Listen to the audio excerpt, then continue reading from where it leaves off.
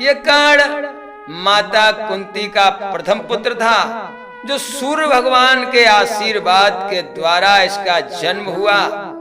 मैया कुंती ने इसे गंगा में बहा दिया, क्योंकि उस समय मां कौमार अवस्था में थी।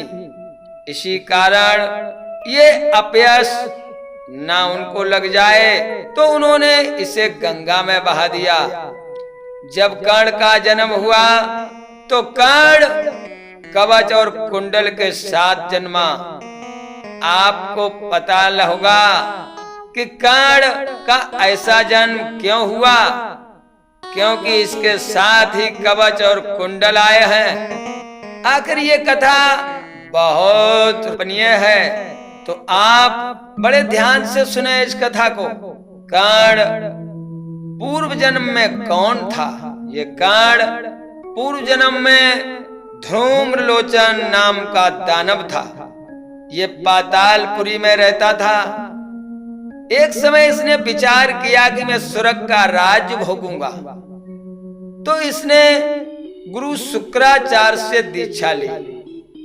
ये त्रेता युग के अंत होने की बात है। त्रेता युग अंत होने जा रहा था, द्वापर आने वाला था। ये धूम्रलोचन नाम का दानव, इसने समादिष्ट होकर के ब्रह्मा जी को प्रसन्न किया। जब इसने ब्रह्मा जी को प्रसन्न किया, कठिन तपस्या देख करके ब्रह्मा जी प्रकट हो गए। ब्रह्मा जी ने कहा, आंखें खोलो, अब आप क्या चाहते हो? तुम्हारी तपस्या से मैं बहुत प्रसन्न हूं। इसने कहा, मुझे अमर कर दीजिए। ब्रह्मा जी कहने लगे, संसार में अमर तो कोई नहीं है, यहाँ तक देवता भी अमर नहीं है। समय आने पर उनका भी नाश होता है, और मैं भी अमर नहीं हूँ। समय आने पर मुझे भी संसार को छोड़ना पड़ता है, ब्रह्मलोक को त्यागना पड़ता है, इसलिए वरदान और मांग लो।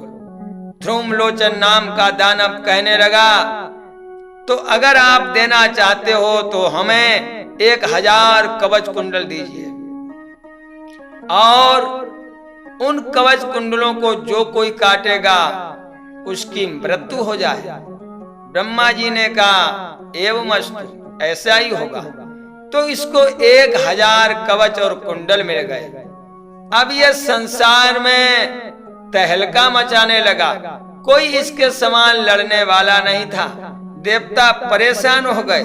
तब देवताओं ने भगवान का ध्यान किया, तो भगवान ने कहा, चिंता न करो। उसी समय धर्म की पत्नी मूर्ति के गर्भ से भगवान ने अंशा अवतार में जन्म लिया। तो भगवान का उस अवतार में नर और नारायण रूप प्रकट हुआ।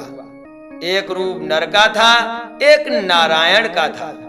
नर और नारायण ने उस अत्याचारी अनाचारी धूम्रलोचन का वध करने का निश्चय किया।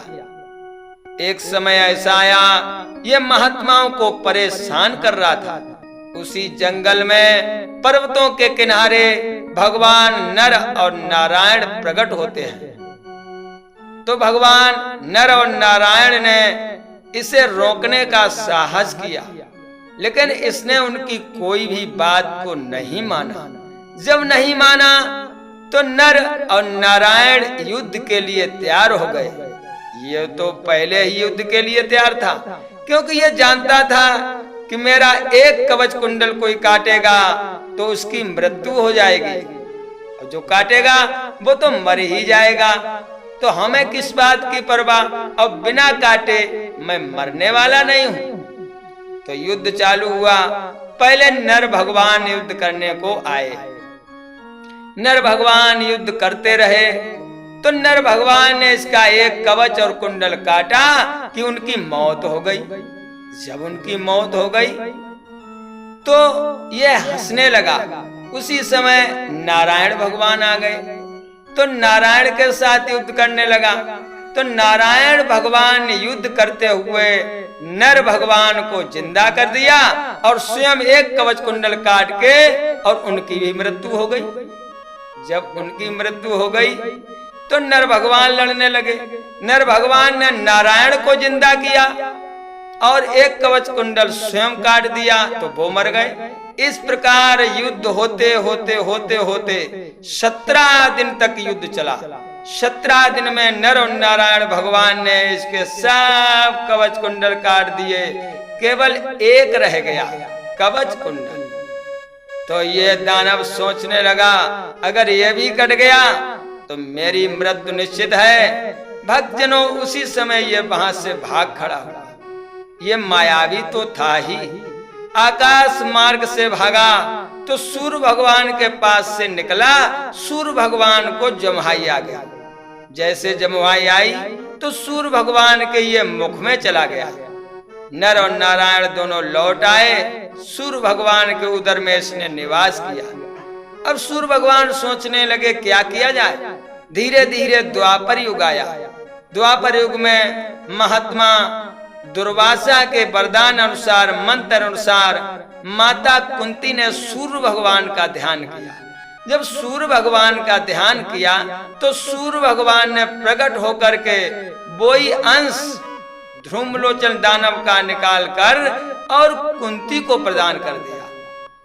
कुंती के वही बालक कवच और कुंडल के साथ उत्पन्न हुआ, उसी का नाम पड़ा कर्ण। ये कथा मैंने बड़े ज्ञानियों के मुखार बिंदु से सुनी है।